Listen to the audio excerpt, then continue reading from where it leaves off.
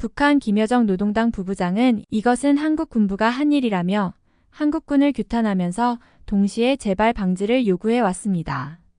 또한 김여정은 유엔 사무총장에게 이것을 언급하며 한국엔 왜 벙어리처럼 말을 못하냐 되받았습니다. 어째서 북한이 이렇게 한국에 긴장하는지 이것은 대체 무엇인지 이제부터 알아보고자 합니다. 안녕하세요. 중국 무기 전문가로 일하고 있는 38살 장웨이입니다. 제가 주로 하는 일은 중국의 국방부에 소속되어 세계 각국의 군사기술, 특히 신형 무기 체계에 대한 분석이에요. 무기라는 건 단순히 크고 강한 게 중요한 게 아니라 얼마나 효율적으로 작동하느냐, 전술적으로 얼마나 의미가 있느냐까지 고려해야 해서 참 복잡합니다.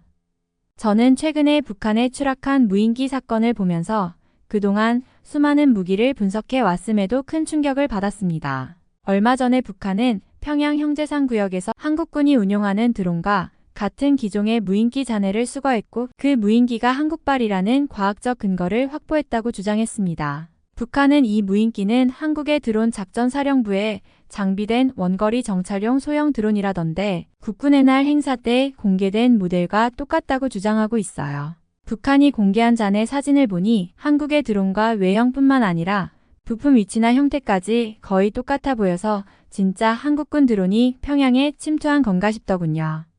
일부의 전문가들이 북한이 과거에도 미국의 글로벌호크나 다른 첨단 무기를 복제해 공개한 전례가 있다면서 이번에도 자작극을 통해 한국을 비난하려는 의도일 가능성을 제기했습니다. 다른 군사 전문가들은 드론의 주요 부품들이 군용으로 개발된 한국 내 제품이라 민간이나 국외에서 구하기 어려운 점을 지적했습니다. 일각에서는 북한이 주장하는 무인기 발견 장소는 북한의 주요 미사일 개발기지인 산음동 근처로 한국이 평양 인근의 미사일 기지를 정찰하는 용도로 무인기가 사용됐을 가능성이 더 크다고 보기도 했죠. 무인기 사건이 터지자 북한은 유엔에 한국 군부의 도발을 규탄하라고 촉구했고 많은 공식 발표를 통해 한국이 평양에 무인기를 침투시켜 전단을 살포했다고 주장했습니다. 하지만 정작 무인기에 삐라 살포통이 부착됐다는 증거 사진은 공개하지 않았어요.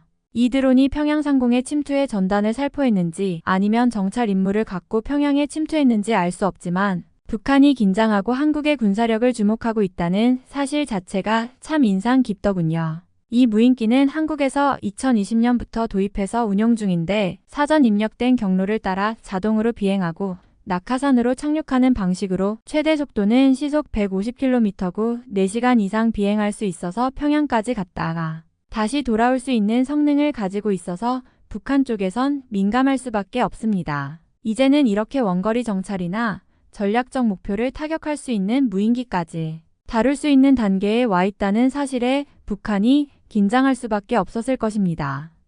저는 드론의 정찰 능력이 이렇게 정교하고 심지어 북한의 수도 깊숙이까지도 작전을 수행할 수 있을 정도라니 한국의 대단한 기술력과 군사력에 다시 한번 감탄하게 됐습니다. 이 사건 이후로 북한은 한국의 군사적 기술력에 압박을 받아 평양과 국경선 근처의 대공 감시 초소를 늘리고 국경 근처 포병 부대들을 완전 전투대기 상태로 유지하면서 군사적 위협을 강화하고 있다는 소식이 들렸어요. 또 북한 국방성 대변인이 공개적으로 한국군의 중대주권 침해라고 비난하면서 앞으로 비슷한 사건이 반복되면 즉각적인 보복 공격을 가하겠다고 경고했어요. 이렇게까지 대응하는 걸 보면 북한은 이번 무인기 사건을 통해 한국의 군사력이 자국 영토 깊숙이까지 닿을 수 있다는 사실을 알리고 싶어 하는 것 같았습니다. 한국의 합참 관계자는 해당 드론에 대해 확인해줄 가치도 없다며 북한의 주장을 인정하거나 부인하지 않음으로써 상대방의 의도에 말려들지 않는 전략적 모호성을 유지했어요. 한국의 이러한 행동은 북한의 주장에 대응할 경우 자칫하면 남남 갈등을 유발할 빌미를 줄 수 있다는 우려 때문이겠죠. 이런 정황을 보면서 한국의 전략심리적, 첨단 군사기술 발전 속도가 생각보다 더 빠르며 군사기술력과 정보수집 능력, 군사적 자립, 기술적 우위가 점점 더 확실해지고 있다는 걸 느낄 수 있었습니다. 심지어 한국은 국군의 날 행사에 괴물 미사일이라고 불리는 현무5를 발표했는데 8톤의 탄두를 실을 수 있으며 북한의 지하 벙커나 핵시설을 뚫고 들어갈 수 있다는 얘기를 듣고 나서 그냥 무시할 수 없는 무기라는 생각이 들더라고요. 물론 한국의 주장은 북한의 핵미사일에 대응하기 위한 자주국방 차원이라고 설명하지만 그건 겉으로 드러난 명분일 뿐이라는 생각이 들었습니다. 그런데 현무5는 8톤 탄두를 장착했을 때는 사거리가 300km지만 탄두 무게를 1에서 2톤으로 줄이면 사거리가 중거리 탄도미사일 수준인 3000km를 넘어 5500km까지 겨냥할 수 있는 잠재력을 가지고 있습니다. 단지 북한의 미사일 위협에 대응하여 북한만을 겨냥한다면 사거리 300km 정도면 충분하니 그렇게까지 사거리가 긴 미사일이 굳이 필요 없습니다. 이건 한국이 북한을 겨냥한 걸 넘어서 중국 동북부까지도 염두에 두고 있다는 의미로 그 타격 범위도 넓어서 중국 동북부의 주요 도시들이나 해군 기지를 사정권에 두고 있다는 겁니다. 베이징, 텐진, 그리고 선양 같은 주요 도시들 뿐만 아니라 북해함대와 동해함대의 주요 기지도 타격할 수 있는 능력을 갖춰 한국이 이 미사일을 어떻게 사용할지에 따라 우리 중국은 막대한 타격을 받을 수 있어요. 현무5의 미사일 한두 발로도 중국의 주요 군사시설들을 무력화할 수 있다는 점에서 그 위력은 가히 치명적이라고 할 수 있죠. 현무5 미사일이 정말 전방위적인 위협이 될 수 있다는 생각이 들어 저도 모르게 머리가 복잡해졌습니다. 기동 각도는 45도로 이동되는데 발사대가 단순히 직선 경로로만 움직이는 것이 아니라 다양한 각도로 기동할 수 있음을 의미합니다. 특히 발사대가 45도 각도로 회전하거나 방향을 바꾸며 이동할 수 있는 설계는 험난한 지형이나 좁은 공간에서도 기동할 수 있고 발사 준비를 숨기기 위한 전술적 기동으로 사용되어 미사일의 기동성과 생존 가능성을 높이고 적의 정찰을 피하거나 적의 탐지와 추적을 더 어렵게 만듭니다. 특히 현무5는 단순히 성능이 좋은 것뿐만 아니라 기술적인 면에서도 아주 앞서 있어 발사대에 콜드론치 방식을 사용한 건 정말 대단하다고 생각했어요.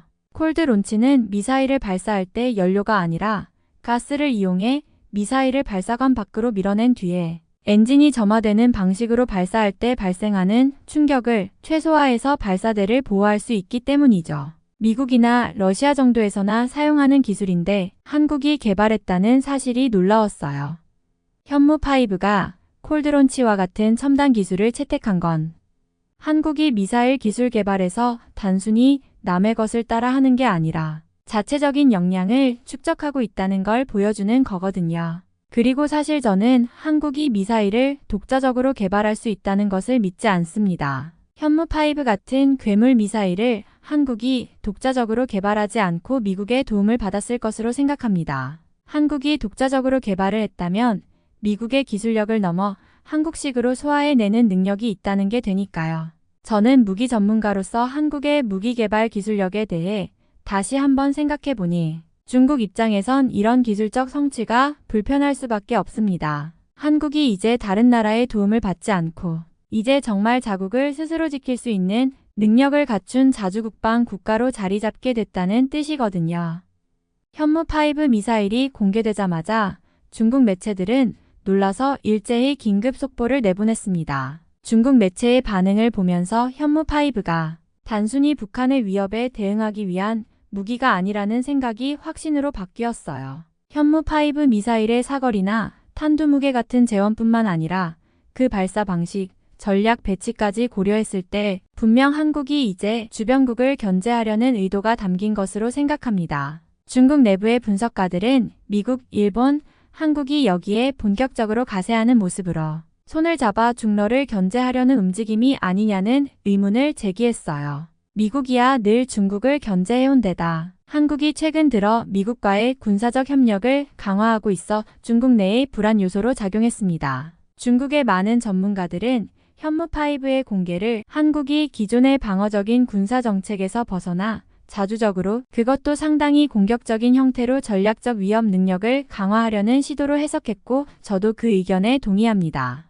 그동안 한국은 경제적으로는 굉장히 성공한 나라로 알려져 있었지만 군사적으로도 이렇게 빠르게 성장할 줄은 몰랐어요. 경제, 기술, 그리고 이제는 군사력까지 한국은 정말 만만히 볼 나라가 아니구나 싶었습니다.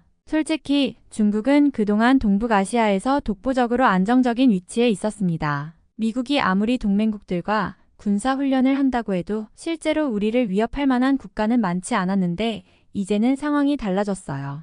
한국이 현무5와 같은 고성능 미사일을 가지고 있다는 건 중국의 국가 안보와 직결된 중요한 문제이기 때문에 동북아 전략을 다시 짜야 할 필요가 생겼다는 뜻이죠. 저는 현무5가 앞으로 더 많이 배치되고 또 다른 첨단 무기들이 뒤따른다면 중국도 뭔가 대응책을 세워야 한다고 생각합니다. 중국은 단순히 경제력이나 인구수로만 강국이 되는 게 아니기 때문에 군사적 대응도 빠르게 해야 합니다. 한국이 이런 식으로 군사력을 키워가면 그 영향력은 당연히 중국뿐만 아니라 러시아까지 미칠 수밖에 없을 거예요. 저는 한국이 중국과 직접적인 군사 충돌을 원한다고 보진 않지만 중국의 역사가 증명하듯 국방은 언제나 최악의 상황을 가정하고 대비해야 하는 법이니까요. 현무5의 미사일의 발사 중량이 36톤에 달하는데 이건 중국이 자랑하는 둥펑 26보다 1.6배나 더 무겁고 미사일 길이도 16m에 직경이 1.6m나 되니 그 크기와 무게에서부터 이미 강력함이 느껴져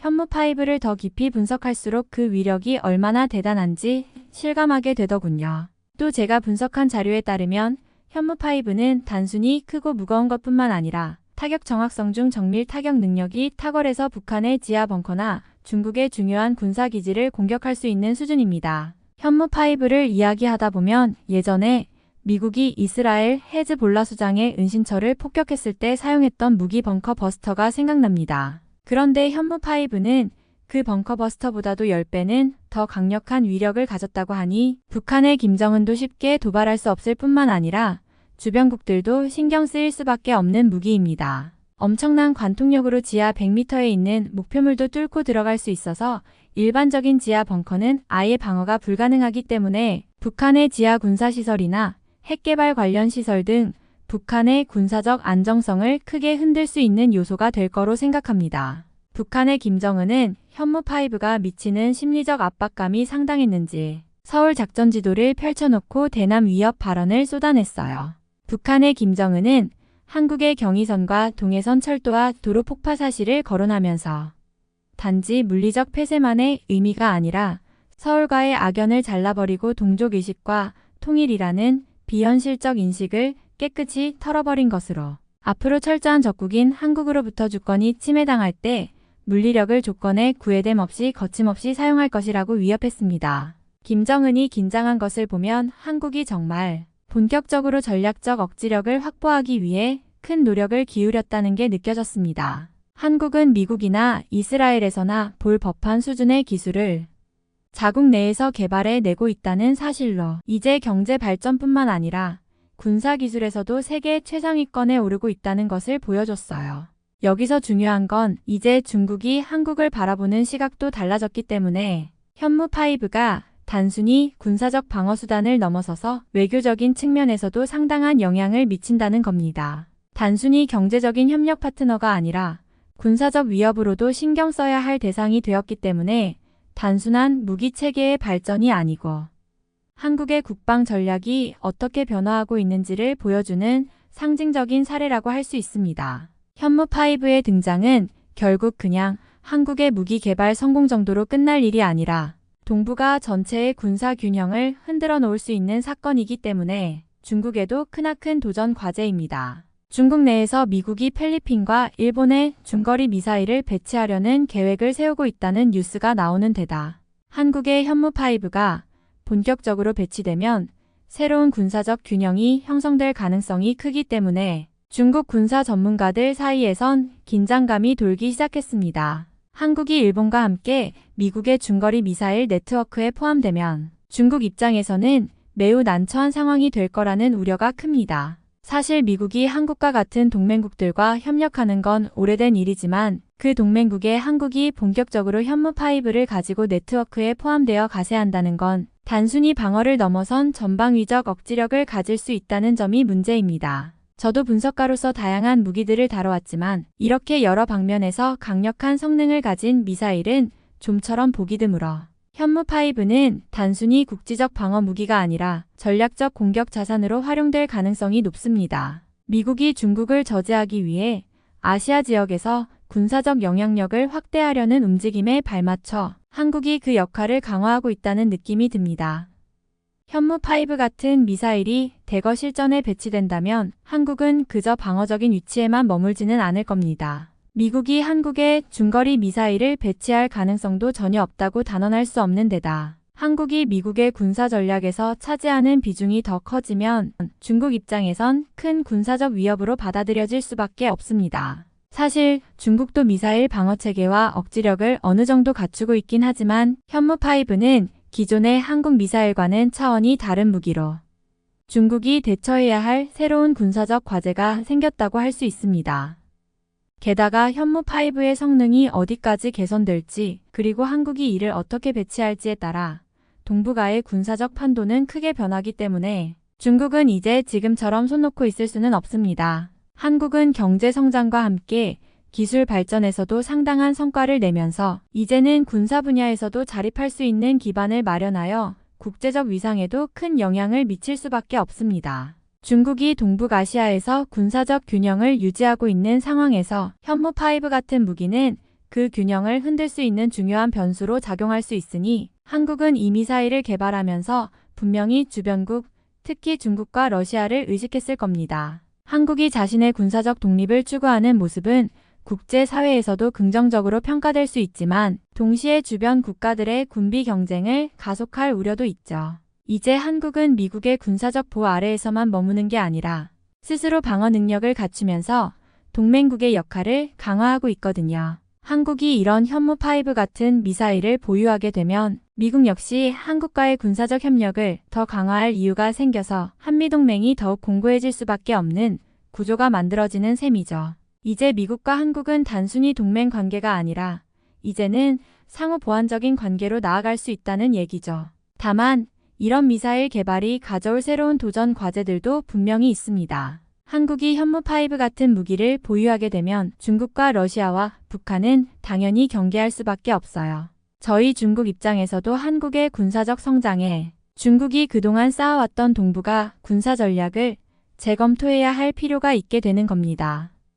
또한 한국이 이대로 미사일 기술을 계속해서 발전시킨다면 이는 단순히 동북아시아에만 영향을 미치는 것이 아니라 국제 무대에서도 새롭게 위상을 펼칠 수가 있게 되는 겁니다. 한국이 군사 강국으로 부상하게 되면 그에 따라 국제적인 책임도 커져. 특히 군사기술 발전이 가져올 안보 문제를 어떻게 해결할 것인가가 중요한 이슈로 떠오를 수 있습니다. 이 부분에 대해 한국이 어떻게 해결할지는 모르겠지만 빠른 경제성장과 무기개발 기술 발전, 외교적 능력을 보이는 것을 보면 중국이 좌시할 수도 없다고 봅니다. 저는 현무5가 한국의 자주국방을 상징하는 중요한 무기일 뿐만 아니라 앞으로 한국이 동북아시아에서 어떤 역할을 하게 될지를 보여주는 일종의 신호라고 생각해요. 한국이 이런 미사일과 드론을 가지고 있다는 건 단순한 국방의 차원을 넘어서서 주변국들과의 관계를 새롭게 설정하여 한국이 그동안 보이던 방어적인 자세에서 벗어나 더 적극적으로 동북아시아의 안보 구도에 기여할 수 있는 나라가 되었다고 봅니다.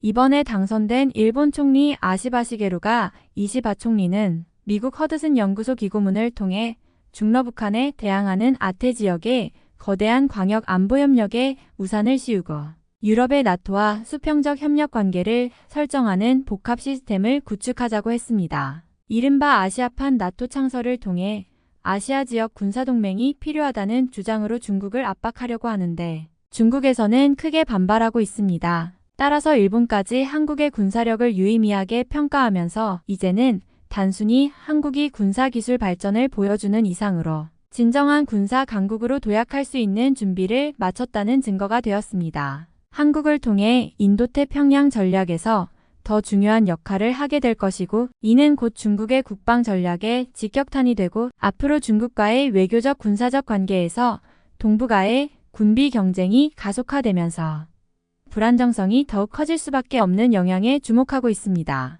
이제 중국과 한국의 관계는 경제적 협력에도 영향을 받을 가능성이 커져서 단순한 군사 장비가 아니라 동북아의 안보와 경제 구조를 흔들 수 있는 중요한 변수로 자리를 잡았습니다. 특히 산업 부분의 2차 전지라든지 전기차 분야에서 말레이시아, 인도네시아, 베트남이 중국과 미국의 갈등이 격화되면서 한국이 새로운 생산지로 각광을 받고 있기도 합니다. 실제로 한미일 차관들은 서울에서 모여 회담했는데 국제사회의 안보와 번영의 필수 요소로서 대만 해협의 평화와 안정 유지의 중요성을 재확인하였습니다. 또한 최근 김홍균 대한민국 외교부 제1차관, 커트 캠벨 미국 국무부 부장관, 그리고 오카노 마사타카 일본 외무성 사무차관은 한미동맹과 미일 동맹을 통한 미국의 확장 억제 강화 의지를 재확인했습니다. 또한 2025년 대한민국의 APEC 의장국 수임에 대해 기대를 표하고 의미 있는 성과 도출을 위해 함께 노력할 것을 약속했습니다.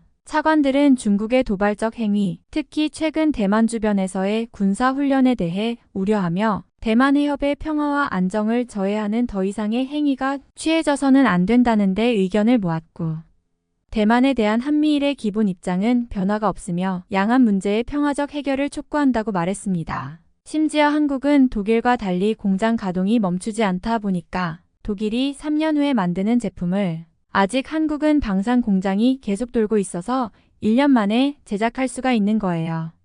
이 때문인지 한국이 호주의 제안으로 나토 국방장관 회의에 초청되어 군사협력 강화, 나토와 군사협력을 심화하는 방안 등을 집중적으로 논의했습니다. 마르크 리터 나토 사무총장은 나토 동맹들이 첨단 기술과 방위산업 생산품에 접근할 수 있도록 한국이 지원하는 데 대해 정말로 감사의 뜻을 전달하고 싶다고 발언하기도 했어요. 한국이 이러한 최첨단 무기와 기술을 운용할 수 있다는 사실이 주변국들에는 경계심을 불러일으킬 수밖에 없을 겁니다. 제가 이런 첨단 기술들을 분석하면서도 느꼈지만 한국은 단순히 경제 강국이 아니라 군사적으로도 새로운 단계에 도달해 있다는 걸 보여주고 있어요.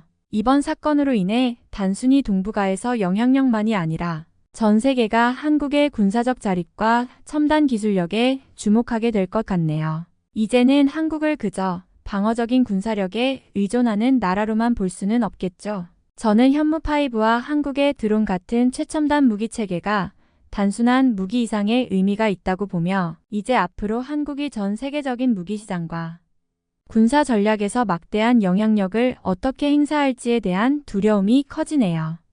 지금까지 중국 무기 전문가의 시선으로 본 한국의 군사 영향력에 대해 살펴보았는데요. 어떠셨나요? 여러분들의 의견 댓글로 남겨주세요. 재미있으셨다면 구독과 좋아요, 알림 설정까지 부탁드리고 다음 감동사연으로 찾아오겠습니다. 감사합니다.